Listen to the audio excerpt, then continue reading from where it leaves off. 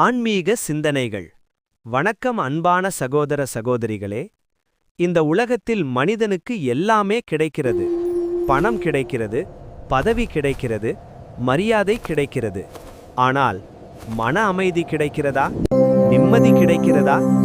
இன்றைய மனிதன் உலகத்தை வெல்ல முயற்சி செய்கிறான். ஆனால் தன்னைத்தானே வெல்வதற்கு மறந்து விடுகிறான். அதற்கான வழிதான் ஆன்மீகம். ஆன்மீகம் என்றால் என்ன?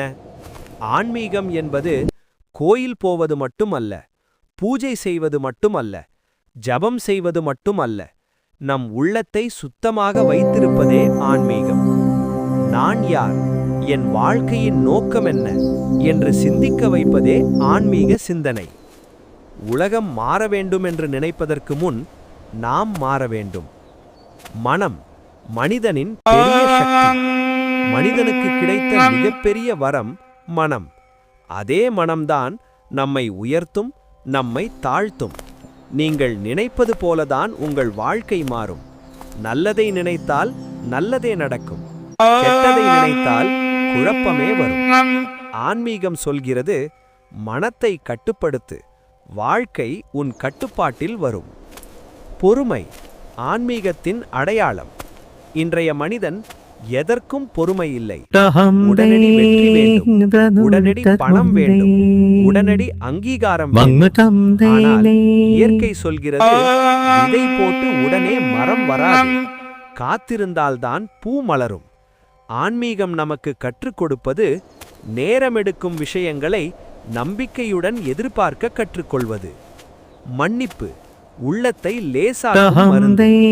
யாரையாவது வெறுத்துக் கொண்டிருந்தால் அவர்கள் கஷ்டப்படுகிறார்களா? இல்லை, நாம் தான் கஷ்டப்படுகிறோம். மன்னிப்பு என்பது அவர்களை விடுவது அல்ல, நம்மை விடுவிப்பது. ஆன்மீகம் சொல்கிறது, மன்னித்தால் நீ பெரியவன், மறந்தால் நீ ஆன்மீகவாதி. நன்றி உணர்வு, கிராட்டிடியூட் வாழ்க்கையின் ரகசியம். என்ன இல்லை என்று எண்ணினால் துக்கம், என்ன இருக்கிறது என்று எண்ணினால் நிம்மதி. இன்று கண் இருக்கிறது, கைகால் வேலை செய்கிறது, சுவாசிக்கிறோம். இதற்கே நன்றி சொல்லவில்லை என்றால் வாழ்க்கை எப்படி இனிமையாக இருக்கும்? ஆன்மீகம் கற்றுத்தருவது, நன்றி சொல்பவன் வாழ்க்கை நிறைவடையும்.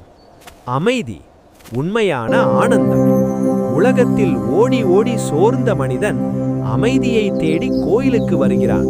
ஆனால் உண்மை என்னவென்றால், அமைதி கோயிலில் இல்லை, உன் உள்ளத்தில்தான் இருக்கிறது.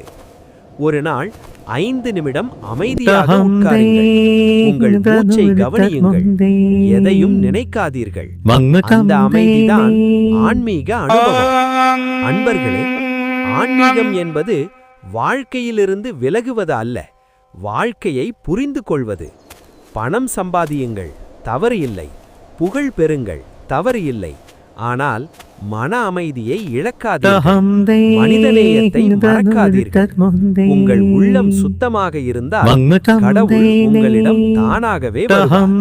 நன்றி. வாழ்க வளமுடன்.